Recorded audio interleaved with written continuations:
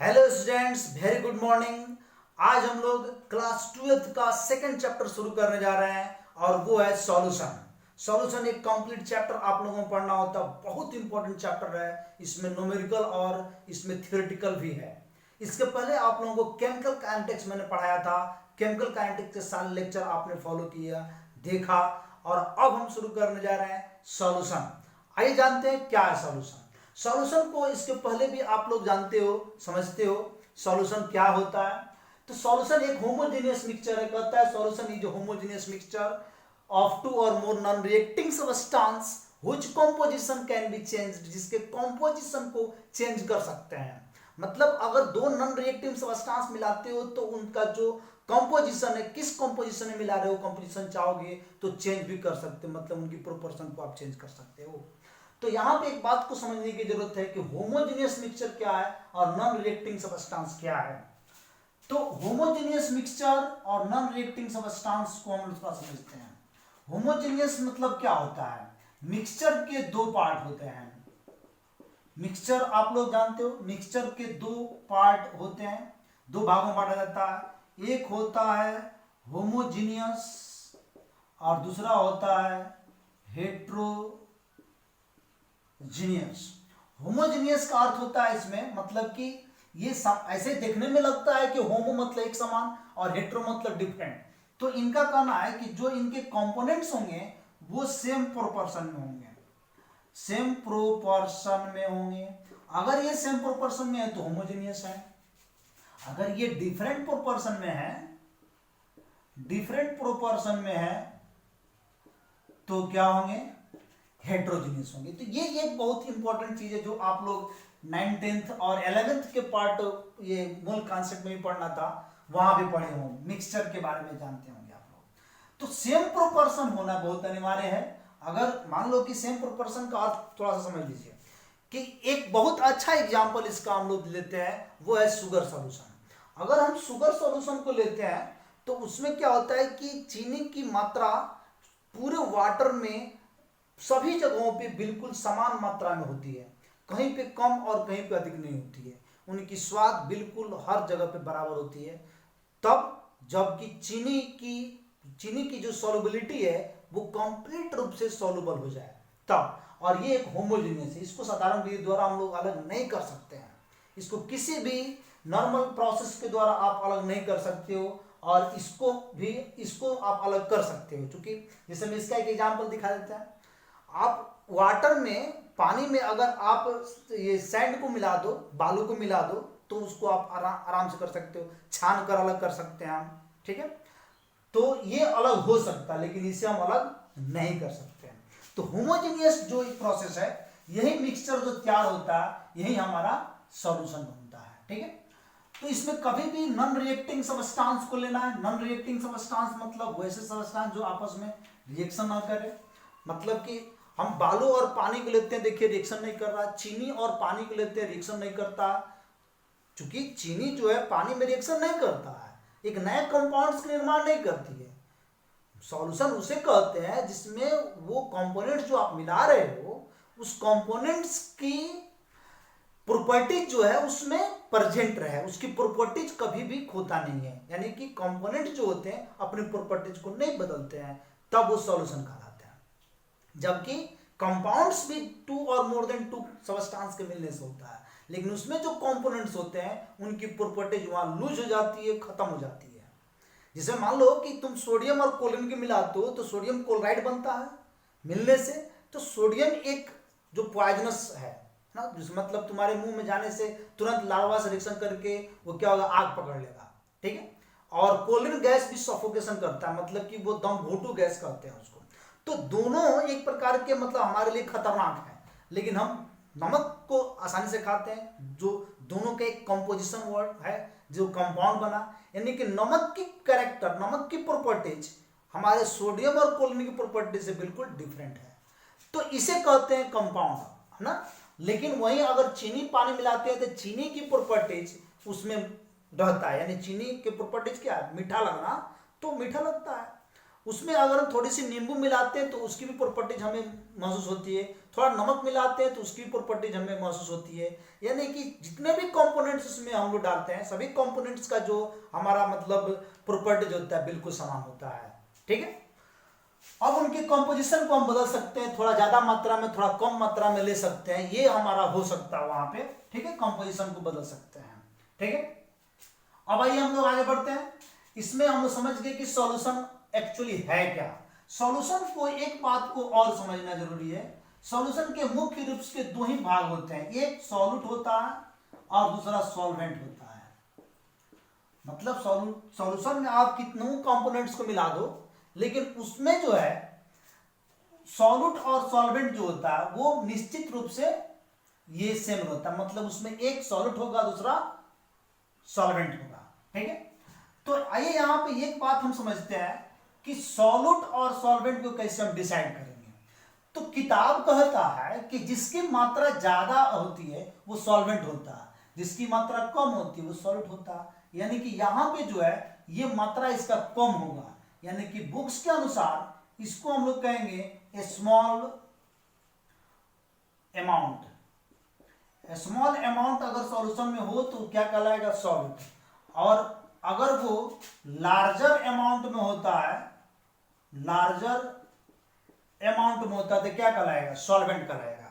लेकिन मैं ये बात बताऊं आप लोगों को कि सॉल्यूट वो है जो दूसरे में डिजॉल्व होता है, मतलब दूसरे में घुलेगा।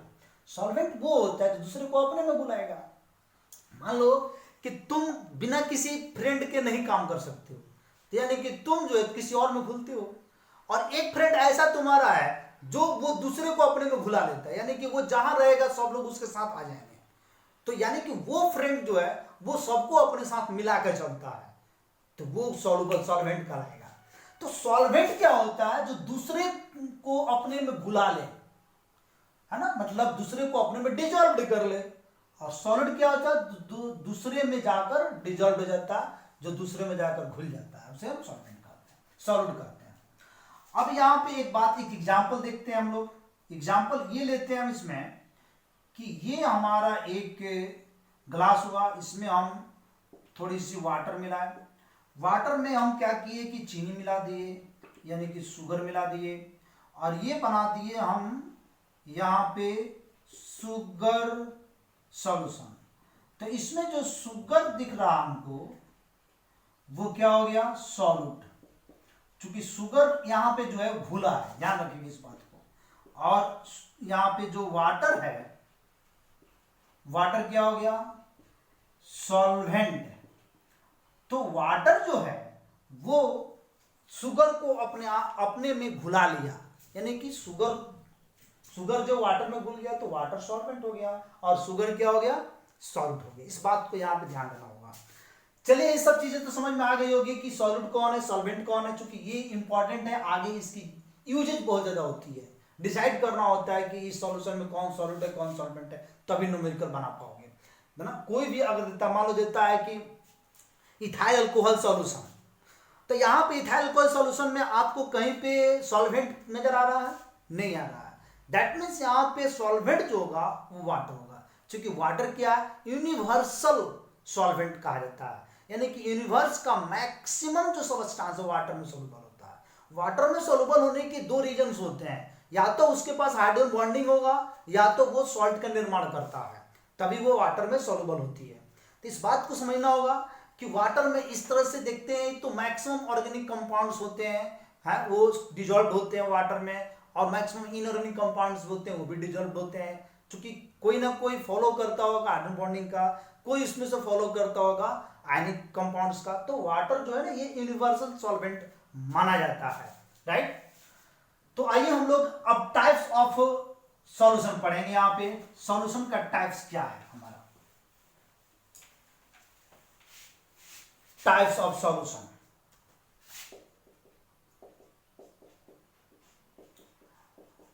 टाइप्स ऑफ सॉल्यूशन, वैसे 11th क्लास में आप जाओगे तो यहाँ मैं बहुत प्रकार के सॉल्यूशन बताया, सैचुरेटेड सॉल्यूशन, अनसैचुरेटेड सॉल्यूशन क्या होता है, सब चीज वहां बताया गया है, ठीक है। यहाँ पे हम लोग उसके डिस्कस हम लोग नहीं करने जा रहे हैं। हम यहाँ पे जो 12th क्लास के बुक्स में जो सॉल्यूशन का टाइप्स दिए गए हैं ज्यादा मैं उसी पर फोकस करने जा रहा हूं, टाइप्स ऑफ सॉल्यूशन। तो इसको थोड़ा समझेंगे आप लोग, यानी कि solutions are classified on the basis of following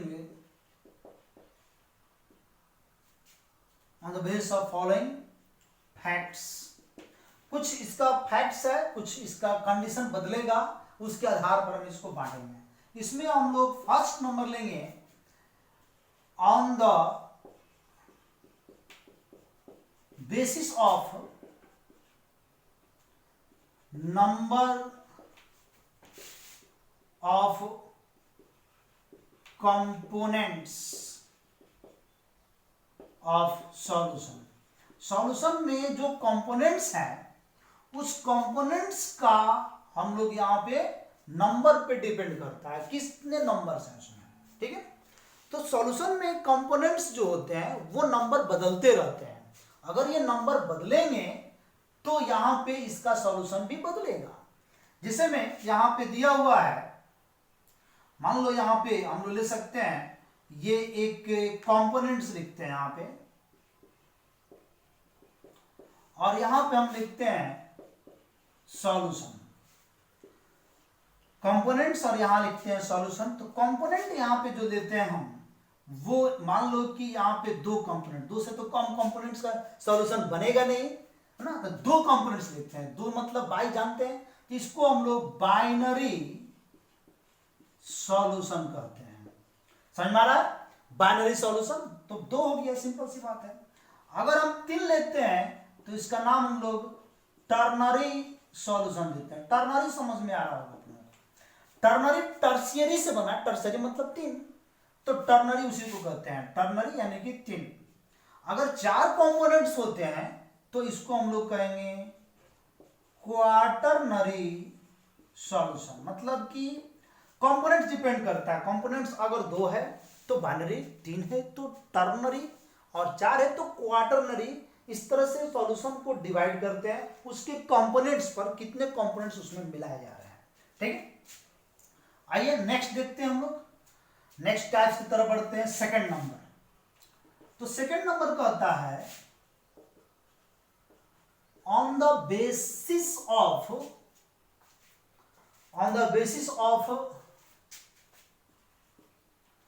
nature of solvent. अब देखिए सॉल्वेंट के नेचर पर भी डिपेंड करता है कि सॉल्वेंट क्या है। अच्छा, कोई जरूरी है कि सॉल्यूशन जो आप बनाओगे, क्या उसमें सभी सॉल्वेंट हमेशा वाटर रहेगा? कभी नहीं। बेंजीन भी सॉल्वेंट होते हैं, ठीक है, ईथर भी सॉल्वेंट होता है, अल्कोहल भी सॉल्वेंट होता है। तो यहां सॉल्वेंट बदलेगा। तो आइए देखते हैं, सॉल्वेंट हम लोग लेते हैं कुछ, और इसमें हम लोग यहाँ पे सॉल्यूशन का नाम देंगे कि सॉल्वेंट जब बदलता है तो सॉल्यूशन का नाम कैसे बदलता है।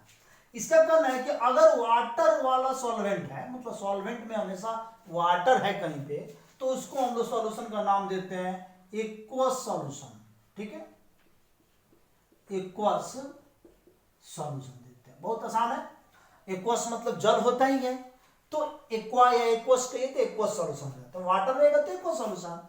कहता है अगर वाटर नहीं है, मतलब कि नॉन वाटर अगर है, मैंने ऐसा सॉल्वेंट है जो वाटर नहीं है, नॉन वाटर सॉल्वेंट है, तो सॉल्यूशन भी नॉन एक्वस सॉल्यूशन कहलाएगा, नॉन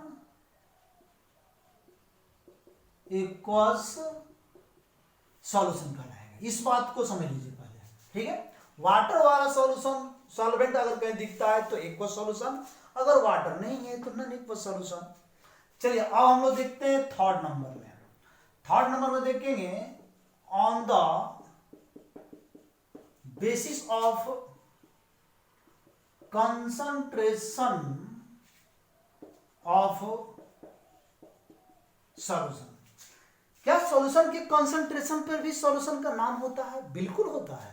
सॉल्यूशन के कंसंट्रेशन तो बदलते हैं, नहीं तो बात पता आप लोगों को। तो यहां पे एक पैमाना बना है, स्टैंडर्ड सॉल्यूशन लिया है। आइए देखते हैं क्या लिया है इसमें, कैसे उसकी पैमाना बनाया है। यहां क्या किया है कि ये कंसंट्रेशन मापा गया है, यहां पे कंसंट्रेशन लिया और फिर यहां पे क्या किया है कि सॉल्यूशन का नाम लिया जाएगा। तो कह रहा है कि अगर कंसंट्रेशन जो है ये 0.1 m मोलारिटी, 0.1 मोलारिटी से आपका कंसंट्रेशन कम है तो हम इसको नाम देंगे 0.1 m से कम है, ध्यान दीजिएगा, तो हम इसका नाम देते हैं डाइल्यूट सॉल्यूशन। ठीक है, डाइल्यूट सॉल्यूशन। तो 0.1 m से कम है तो उसको डाइल्यूट सॉल्यूशन, मतलब उसमें वाटर की मात्रा ज्यादा है तो डाइल्यूट सॉल्यूशन हो गया। अगर कहता है कि ये 0.1 m से ज्यादा आपकी कंसंट्रेशन यानी वाटर की मात्रा कम है तो यहां पे नाम देता है ये कंसंट्रेटेड सॉल्यूशन। यहां पे इसका नाम देता है कंसंट्रेटेड सॉल्यूशन।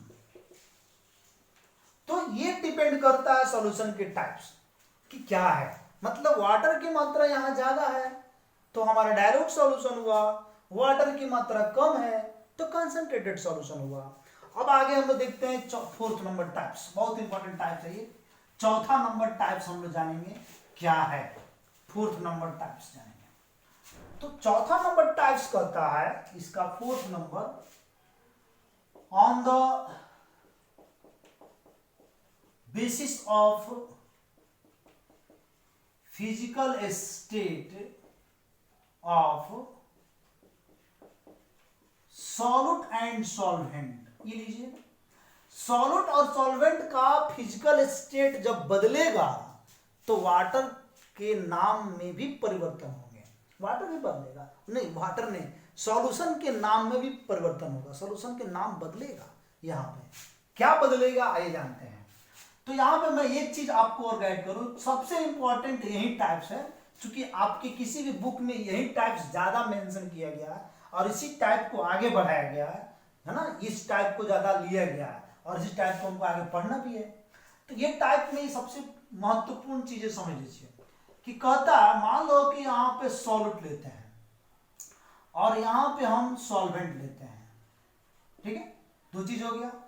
अगर सोच लो यहाँ पे कि सॉल्यूट और सॉल्वेंट की फिजिकल स्टेट क्या होगी, तो there are three physical state of substance which are known in nature.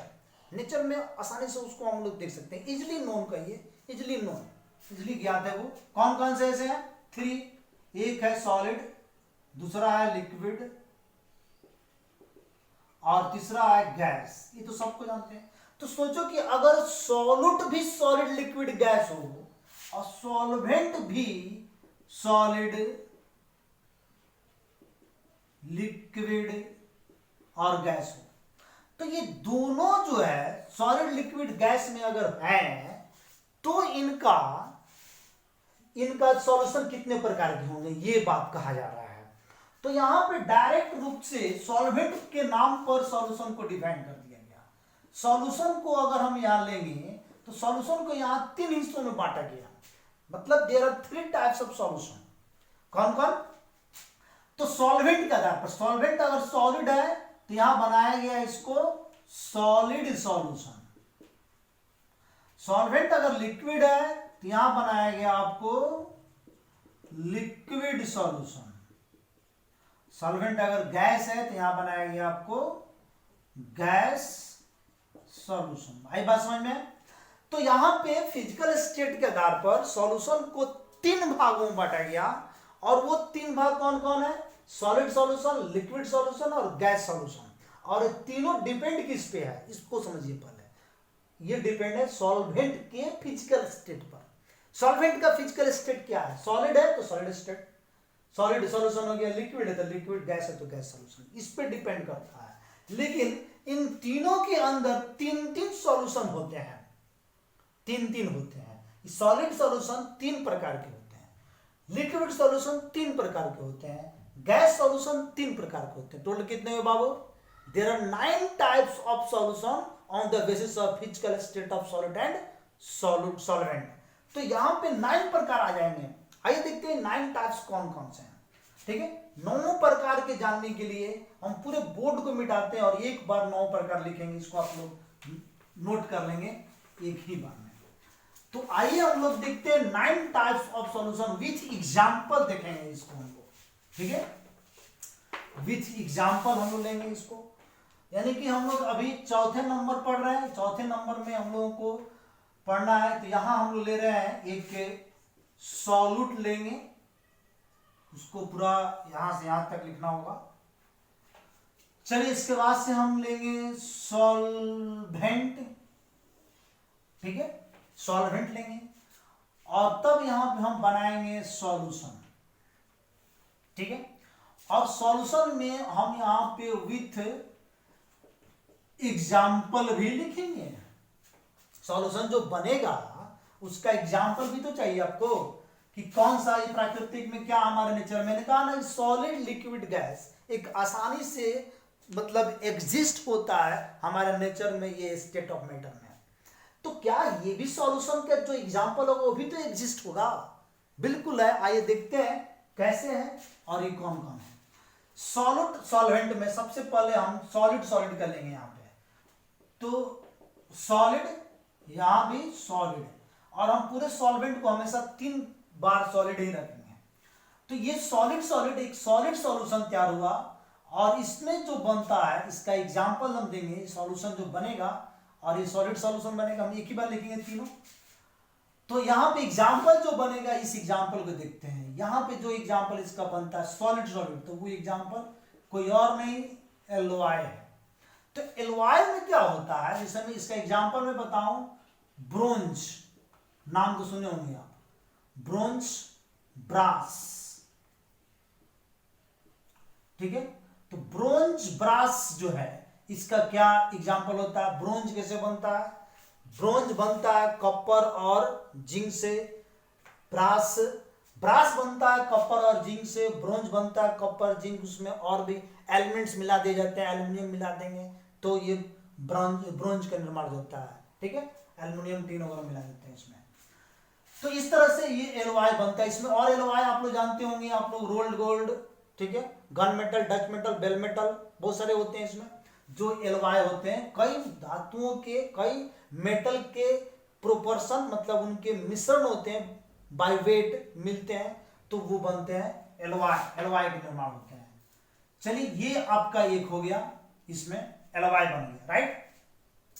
दूसरा जानते हैं हम लोग, इसमें यहां पे मेरा सॉलिड रहेगा और यहां पे हम करते हैं लिक्विड, सॉलिड और लिक्विड। तो ये भी एक एग्जांपल बना। और ये जो बना यहां पे देखिए, ये लिक्विड घुलना है सॉलिड में, तो यहां भी एलवाई होगा, लेकिन ये होगा अमलगम। अमलगम का अर्थ समझिए, मरकरी Hg जो होता है ये लिक्विड होता है, मरकरी इन कॉपर या मरकरी इन जिंक, मरकरी इन सोडियम, तो इसका नाम होता है कॉपर अमलगम, कॉपर अमलगम। तो कॉपर अमलगम, यानी अमलगम वर्ड कहीं भी आए तो हम लोग ये बात समझते हैं उसमें एक जो मेटल है मुख्य रूप से मरकरी होता है, और मरकरी यहां पे लिक्विड होता है, तो इसलिए इसको हम लोग liquid in solid, liquid in solid, ये एग्जांपल हो गया। ठीक है, तीसरा हम लोग लेंगे यहां पे, जो थर्ड एग्जांपल होगा हमारा, वो फिर यहां सॉलिड लेंगे और इस बार यहां गैस लेंगे। तो ये जो बना, सॉलिड में गैस को घुला देना है, तो इसका एक एग्जांपल होता है hydrogen gas, hydrogen gas in Pt Pd nickel. Hydrogen gas को हम लोग प्लैटिनम, पैलेडियम और निकेल में घुला देते हैं। घुलाते क्या है, मतलब ये कि वो एड्जॉर्ब कर लेता है। देखिए यहाँ दो वर्ड होते हैं, एड्जॉर्प्शन और ऑब्जॉर्प्शन। ऑब्जॉर्प्शन यानी कोई सूती कपड़ा को पानी में डालो तो वो ऑब्जॉर्ब कर लेगा। एड्जॉर्ब, किसी लोहे को अगर पानी में डालते हो तो लोहा उसको ऑब्जॉर्ब न करके एड्जॉर्ब करना, यानी कि जितना दूर, जितना पानी में डूबेगा लोहे का पार्ट, उतना निकालने के बाद से दिखेगा कि इतना पार्ट डूबा हुआ है, यानी कि निश्चित तौर पे जो पानी है वो लोहे के सरफेस पे टिका हुआ है, लेकिन जब तुम काटोगे तो उसके अंदर ये पानी प्रवेश नहीं किया है। This is called adsorption. This is ये जो है सरफेस फिनोमेनन है, this is a surface phenomenon, but absorption is a bulk phenomenon, मतलब कि अंदर तक प्रवेश कर जाता है। तो ये एडजॉर्प्शन प्रक्रिया है, मैं ये बात लिख दूं आप लोगों को, ये कौन सी प्रक्रिया है, ये है एडजॉर्प्शन, एडजॉर्प्शन प्रक्रिया है, ठीक है, जो सिर्फ सरफेस फिनोमेनन होता है। तो गैस को सॉलिड में हमको घुलाना है, ठीक है, तो गैस को जब सॉलिड में घुलाना है तो इसका एग्जांपल ये हो गया। मैं यहां पे एक चीज बताना चाहता था कि ये तीनों जो है यहां से यहां तक, ये तीनों को हम लोग एक सॉल्यूशन नाम देते हैं, और वो सॉल्यूशन है सॉलिड सॉल्यूशन।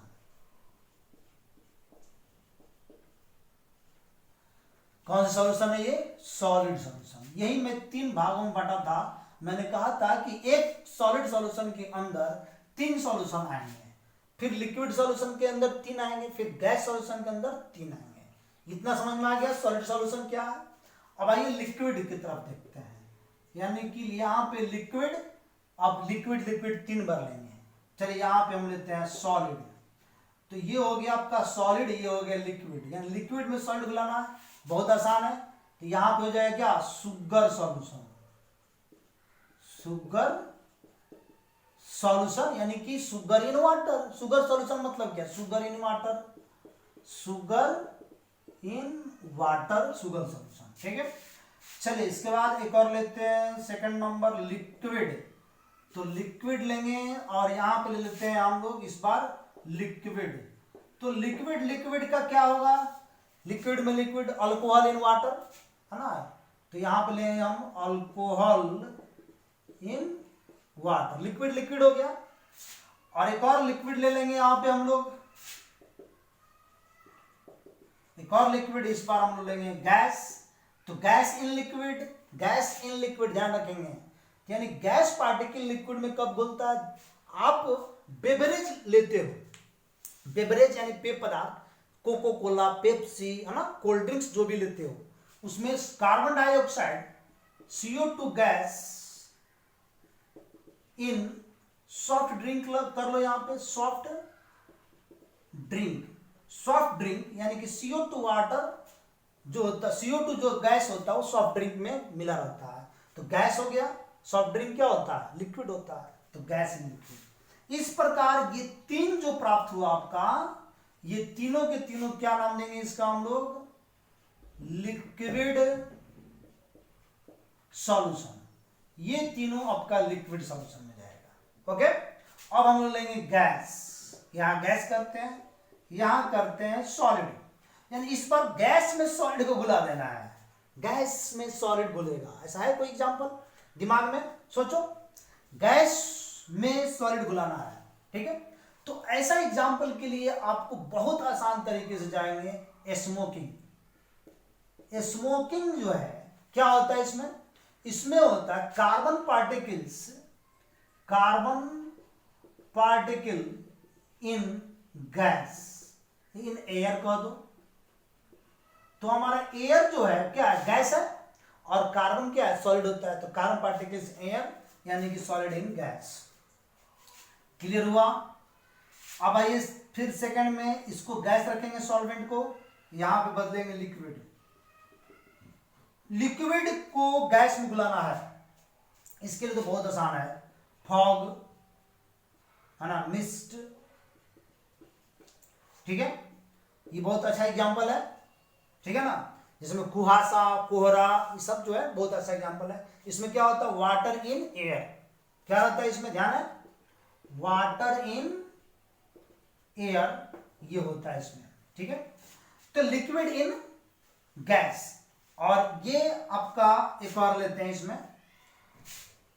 गैस यहां लेते हैं सॉल्वेंट में, और इस बार यहां चेंज करेंगे गैस। तो गैस गैस मिलकर क्या बनाएंगे बाबू, ये एयर ले लीजिए, इससे अच्छा एग्जांपल कुछ नहीं है। तो इस प्रकार से ये आपका जो तीनों प्राप्त हुआ, इसको नाम दिया गया गैस सॉल्यूशन। क्या नाम दिया गया? Gas solution.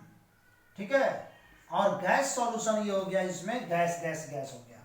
तो ये तीन सॉल्यूशन मैंने कहा कि there are three types of solution on the basis of physical state of solid and solvent. But ये जो तीनों के अंदर देखते हैं, तीनों के अंदर तीन तीन सॉल्यूशन के टाइप्स पाए जाते हैं। तो 3 तरीका 9, इस प्रकार टोटल 9 टाइप्स ऑफ सॉल्यूशन हो गया टोटल ये फिजिकल स्टेट के आधार पर। ठीक है, तो याद रहेगा, इसको जल्द से जल्द से स्क्रीनशॉट ले लीजिए, उतार लीजिए। ठीक है, पॉज करके भी आगे चलते हैं। मिटाएं इसको। चलिए, बहुत अच्छा, समझ में आ गया, मजा आया। ये याद भी हो जाना चाहिए, क्योंकि इससे आता है ऑब्जेक्टिव क्वेश्चन वगैरह में, है ना, कभी कभी छोटे छोटे क्वेश्चंस में डाल देता है। ये सब चीजें बहुत इंपॉर्टेंट है, एग्जाम्पल के साथ याद होने चाहिए। आसान नहीं है, याद हो गया होगा। चलिए, अब यहां से पार्ट आता है सॉल्यूशन का कंसंट्रेशन पार्ट। ठीक है, तो कंसंट्रेशन जो होता है, सॉल्यूशन जो है उस कंसंट्रेशन से रिलेटेड है।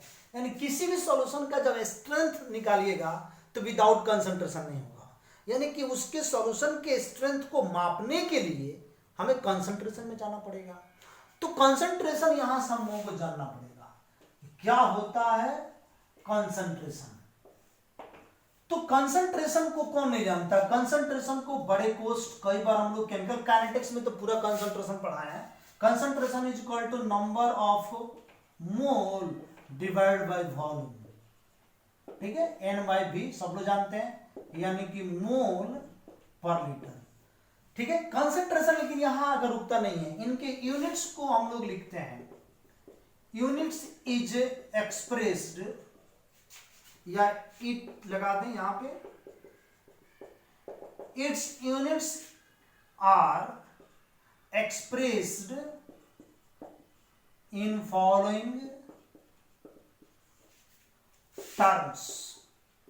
तो क्या क्या टर्म्स है ऐसा जिसमें इसके यूनिट्स को एक्सप्रेस करते हैं? पहला है परसेंटेज स्ट्रेंथ, दूसरा है मोलालिटी, तीसरा है मोलारिटी, चौथा है नॉर्मलिटी, और फिर पांचवा है मोल फ्रैक्शन, और छठा है ये फॉर्मलिटी भी एक ले लीजिए, फॉर्मलिटी, और सातवां है आपका पार्ट्स पर मिलियन। तो समझिए ये 7 प्रकार के कंसंट्रेशन के यूनिट्स होते हैं, और मैं ये आशा करता हूं कि ये सातों यूनिट्स आप लोगों को मालूम है, क्योंकि आप लोग 11th क्लास के जो मोल कॉन्सेप्ट चैप्टर उसमें पढ़े होंगे। बहुतों का छूटा भी है, लेकिन बीच बीच में तो ये सब आता गया। फिर भी अगर आपको लगता है कि हमें दोबारा पढ़ना चाहिए और इस पे न्यूमेरिकल पाना चाहिए, और इसलिए भी ये बात होना चाहिए क्योंकि इस चैप्टर में इसके बिना आप इस चैप्टर के न्यूमेरिकल नहीं बना सकते हो। ठीक है, तो मैं एक लिंक देता हूं आप लोगों को, एक चैनल का नाम मैं बताता हूं अपने यूट्यूब वाले, जिसमें ये पूरा कंप्लीट रूप से मैंने उसको वहां पे पढ़ाया है। मूल कॉन्सेप्ट का चैप्टर है, सॉल्यूशन उसमें पढ़ना ना, मूल कॉन्सेप्ट रिलेटेड टू सॉल्यूशन। तो उसमें ये कंप्लीट रूप से एक एक पॉइंट को विथ न्यूमेरिकल 2 लेक्चर में इसको मैंने खत्म किया है। तो एक लेक्चर में यहां से मोलालिटी तक है, दूसरे लेक्चर में नॉर्मलिटी से लेकर पार्ट्स पर मिलियन तक है, विथ न्यूमेरिकल मतलब एग्जाम्पल के साथ। तो आप लोग ये देखो वहां पे जाकर और इसको कंप्लीट करो। ठीक है, तब तक हम नेक्स्ट लेक्चर को तैयार करते हैं और नेक्स्ट लेक्चर डालेंगे। आप लोग तब तक ये कंप्लीट कर लेना, इसमें से कोई भी चीज बाकी नहीं लेना चाहिए आप लोगों को। सबका यूनिट्स, सबका फॉर्मूला, सब पे 1-2 क्वेश्चंस कर लेना है। चैनल का नाम मैं यहां लिख देता हूं। चैनल का नाम है, यहां पे मेरा नाम आप लोगों को डालना है, अजीत कुमार श्रीवास्तव, TWA लगाना है, और यहां पर लगा देना है केमिस्ट्री सर,